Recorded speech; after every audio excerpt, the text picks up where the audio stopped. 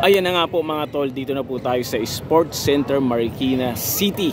Nakita nyo po yung sa likuran ko, yan po yung volleyball court na court 2 na kung saan dyan yung atin pong practice.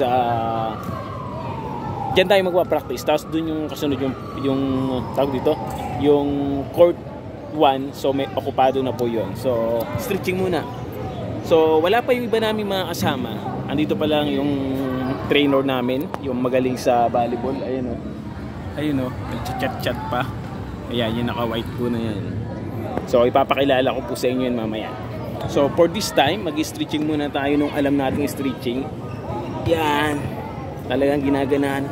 Sinamantala na rin po natin itong pagkakataon na to kasi gusto ko talaga mag-stretching, mag-exercise para mapursige ako. So yun, mag-join tayo dito sa volleyball team. At yan nga po ang start po natin this time na this day na mag-exercise, mag-practice. So itong tuhod ang kailangan palakasin natin sa mga natitirang mga days sa practice. Baka mabigla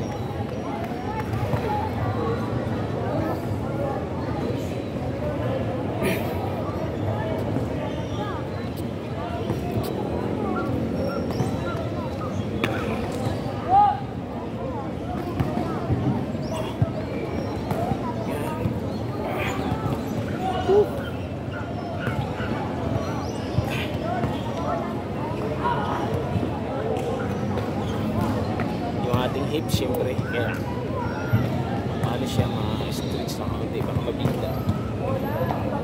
Yan, so mamaya mag-handle na tayo ng bola mga tol. Counting ano lang muna, stretch. Kasi yung tagal natin nakapag-exercise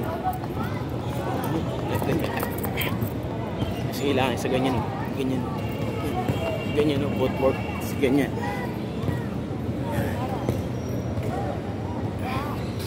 So yun, update ko na lang po kayo pagdating ng ating pong mga kasama para at least nasusubaybayan nyo po yung amin pong mga galawan dito sa Marikina Sports Center mga tol. Pero asihin ko na ng 3 minutes, counting nyo ba. So kunin ko lang yung bola mga tol. Ayan mga tol, ito yung bola natin gagamitin. Sakit sa kamay. Oh, hindi ako sanay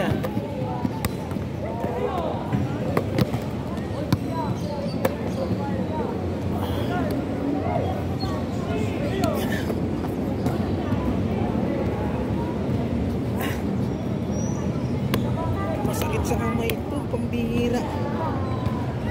Matigas. Parang masusupal pala ako nito mga tol. Sakit sa kamay. O talagang naninibago lang ako. Kailangan talaga mag-practice para masanay tayo. Liti.